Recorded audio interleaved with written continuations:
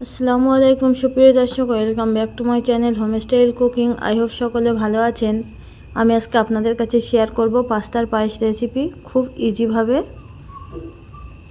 প্রথমে আমি প্যানটা গরম করে রিফাইন অয়েল নিয়েছি। এটাতে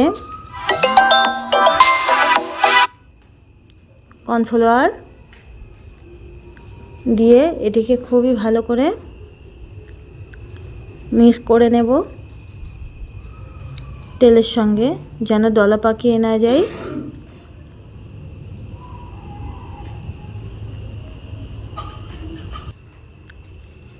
আমি খুব ভালো করে এটিকে তেলের সঙ্গে মিক্স করে নিয়েছি।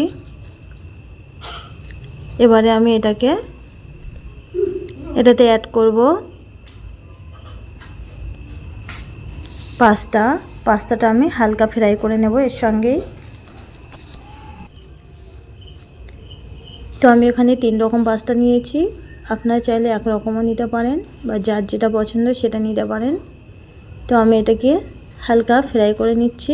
এটা আলাদা সিদ্ধ করব না, এটা দুধেই সিদ্ধ করব। তো আমি এবারে অ্যাড করছি 500 গ্রাম পরিমাণ দুধ। এই দুধটাকেই সিদ্ধ করে নিতে হবে।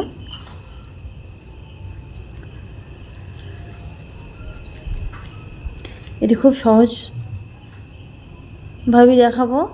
তার সাথে লবণ অ্যাড করছি টেস্ট অনুযায়ী। চিনি দিয়ে দিচ্ছি 100 গ্রাম পরিমাণ। পাস্তাটা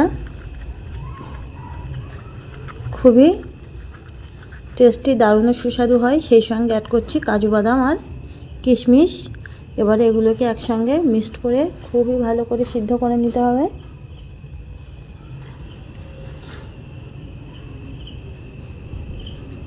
দেখুন পাস্তাটা অনেকটাই সিদ্ধ হয়ে এসেছে। এবারে অ্যাড করব গুঁড়ো দুধ 2 টেবিল স্পুন।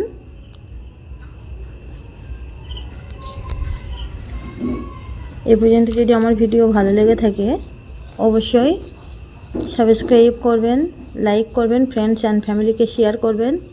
এই রেসিপিটা বাচ্চারাও খুব সুন্দরভাবে খেতে চায়। দেখুন কতটা গাঢ় সুন্দর হয়েছে আমার পাস্তার পায়েসটা। হয়ে গেছে। এবার আমি এটিকে সার্ভ করে আপনাদেরকে দেখিয়ে দিচ্ছি কেমন হয়েছে।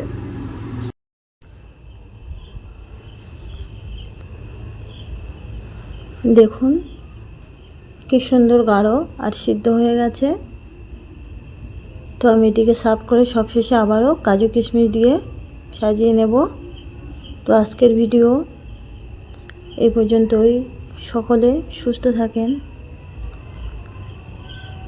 ভালো থাকেন। আল্লাহ হাফেজ।